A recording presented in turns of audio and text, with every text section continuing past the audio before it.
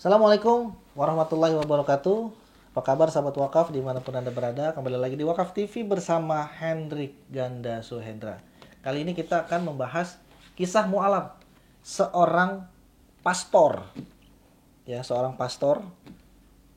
Tapi nama Kristennya itu tidak mau di-spill gitu.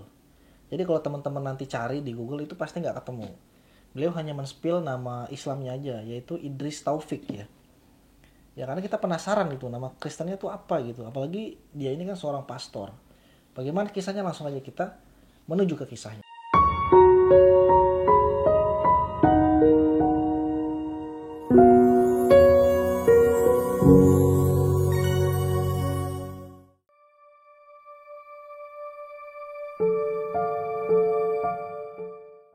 Idris Taufik bukanlah sosok yang biasa. Sebelum dikenal sebagai mu'alaf dan penulis produktif yang membela Islam di kancah internasional, ia lebih dulu menjalani hidup sebagai seorang pastor Katolik yang taat. Kisah hidupnya merupakan perjalanan panjang dari pencarian spiritual yang tulus, yang berujung pada hidayah Islam yang mengubah seluruh pandangan dan jalan hidupnya. Idris lahir di Inggris dan dibesarkan dalam lingkungan Katolik yang taat. Sejak kecil, ia dikenal sebagai pribadi yang lembut, cerdas, dan punya ketertarikan mendalam pada nilai-nilai moral juga spiritual. Ia tumbuh besar dalam sistem pendidikan Kristen dan menjadi seorang pemuda yang aktif dalam kegiatan gereja. Pendidikan formalnya ia tempuh di sebuah sekolah Katolik, kemudian melanjutkan ke bangku universitas. Setelah lulus, ia memilih jalan hidup sebagai seorang pastor Katolik Roma. Lalu ia menempuh pendidikan teologi dan formasi rohani di seminari. Kemudian ditahbiskan sebagai imam. Bagi banyak orang di sekitarnya, Idris adalah sosok yang sudah sampai dalam jalan spiritual. Namun jauh di lubuk hatinya, ia menyimpan tanya yang belum terjawab. Sebagai seorang pastor, Idris sangat terlibat dalam pelayanan umat. Ia menjalankan misa, memberi bimbingan rohani, dan berusaha menjadi penggembala yang baik bagi jemaatnya. Namun seiring waktu, muncul keraguan dalam dirinya terhadap beberapa aspek ajaran dan dogma gereja. Ia mulai merasa bahwa banyak pertanyaan spiritualnya tidak mendapat jawaban yang memuaskan. Alih-alih memadamkan keraguan itu, Idris justru membiarkannya tumbuh. Ia bukan orang yang mudah menolak atau menutupi rasa penasaran. Ia pun mulai membaca literatur agama lain sebagai bagian dari pencariannya. Bukan untuk berpindah keyakinan, tetapi untuk memahami dunia secara lebih luas. Namun, titik balik besar dalam hidupnya justru datang bukan dari buku, melainkan dari perjalanan ke Mesir.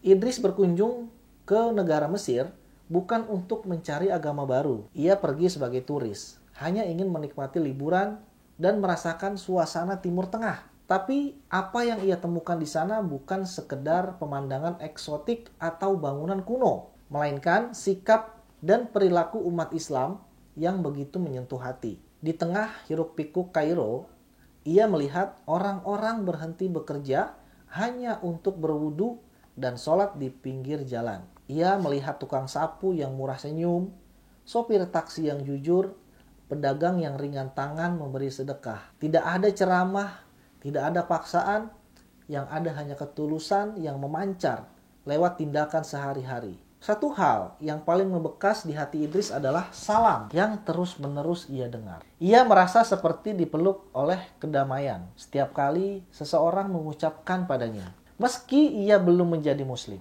Saya tidak masuk Islam karena saya membaca buku, kenangnya suatu hari. Saya masuk Islam karena saya melihat Islam dalam diri orang-orang Mesir. Sepulang dari Mesir, Idris tidak bisa melupakan pengalaman batinnya. Ia pun mulai mempelajari Islam secara lebih serius. Ia membaca Al-Quran, bertanya kepada muslim yang ia temui. Bahkan datang ke masjid untuk mengamati langsung bagaimana Islam dijalani. Awalnya ia masih ragu. Ia sadar bahwa keputusannya bukan hanya soal berpindah agama, tapi juga meninggalkan seluruh identitas lama. Gelar imam, komunitas gereja, bahkan persepsi keluarga dan teman-temannya. Namun, semakin ia mencari, semakin ia merasa bahwa Islam adalah rumah spiritual yang selama ini ia cari. Akhirnya Idris pun mengucapkan 2 kalimat syahadat. Ia masuk Islam dengan hati yang tenang. Saat itu, ia merasa lebih menemukan hubungan yang sejati antara dirinya dengan Tuhan, tanpa perantara, tanpa dogma yang membingungkan. Idris tidak berhenti setelah menjadi muslim. Ia menjadikan hidup barunya sebagai ladang dakwah. Namun dengan cara yang sangat santun dan penuh kasih. Ia mulai menulis buku-buku bertema Islam, menjadi pembicara dalam konferensi internasional, dan berbicara di depan non-muslim untuk meluruskan kesalahpahaman tentang Islam. Beberapa bukunya yang terkenal antara lain adalah Gardens of Delight dan Light of Islam. Gaya penulisannya lembut, tidak menghakimi, dan sangat menyentuh.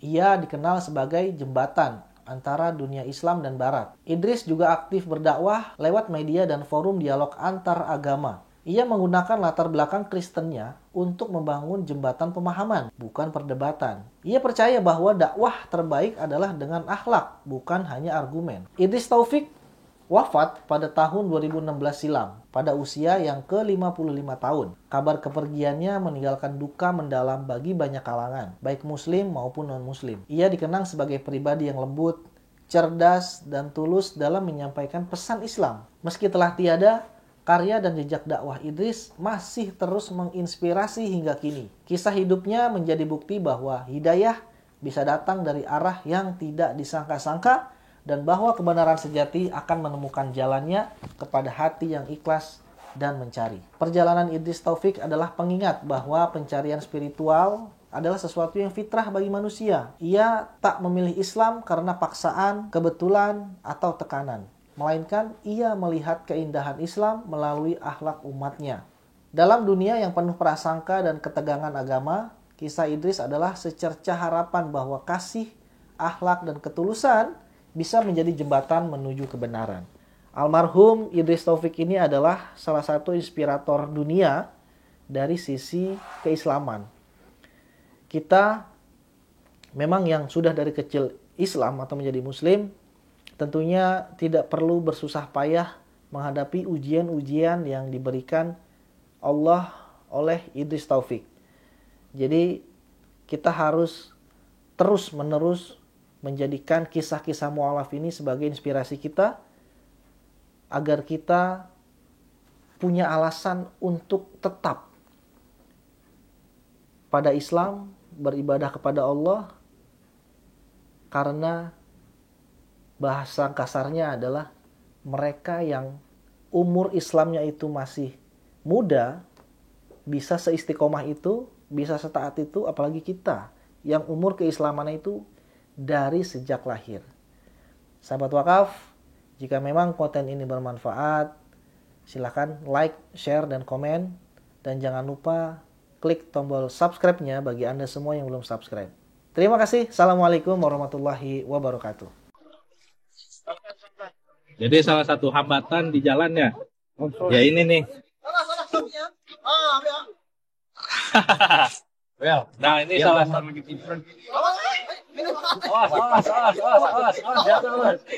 Hampir aja nih kawan kita jatuh ke sungai. Jadi memang salah satu hambatan kita itu kalau masuk ke pedalaman ya seperti ini salah satunya. Belum lagi kayu-kayu itu pada muncul dari dasar sungai. Jadi memang perlu kehati-hatian dan tingkat risikonya juga tinggi, besar ya.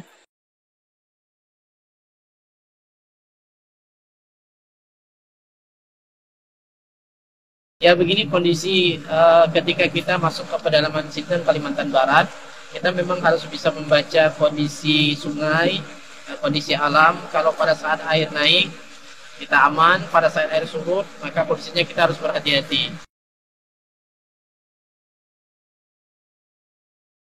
Pada siang hari ini kita akan berangkat menuju Desa Mentatai. Dalam perjalanan insya Allah bisa ditempuh nanti bersama dengan tim kurang lebih 6-7 jam. Pada malam hari nanti kita akan bertemu dengan warga umat Islam yang ada di pedalaman Desa Mentatai.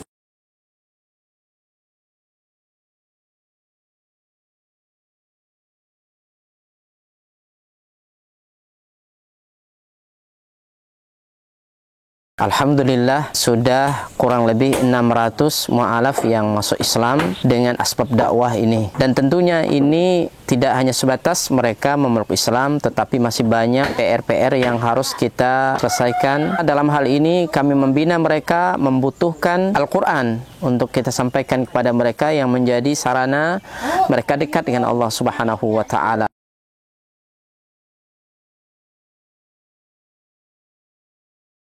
Kami berharap dan mengharapkan bantuan dari seluruh kaum muslimin untuk mensupport dakwah ini dengan berwakaf Al-Quran di Badan Wakaf Al-Quran. Luar biasa.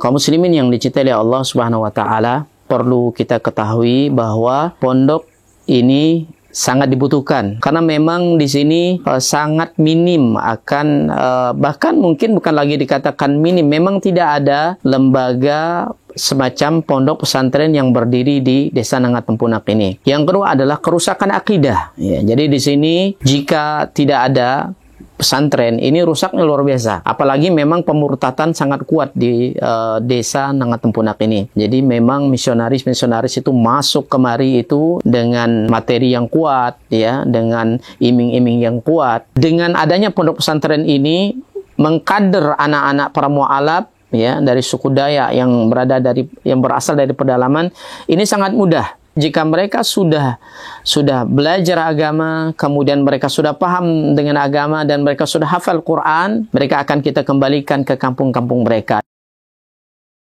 Kita sekarang sambil melihat lahan atau tanah yang akan kita bebaskan untuk pembangunan atau perluasan pondok tahfiz Quran Cahaya Tempunak.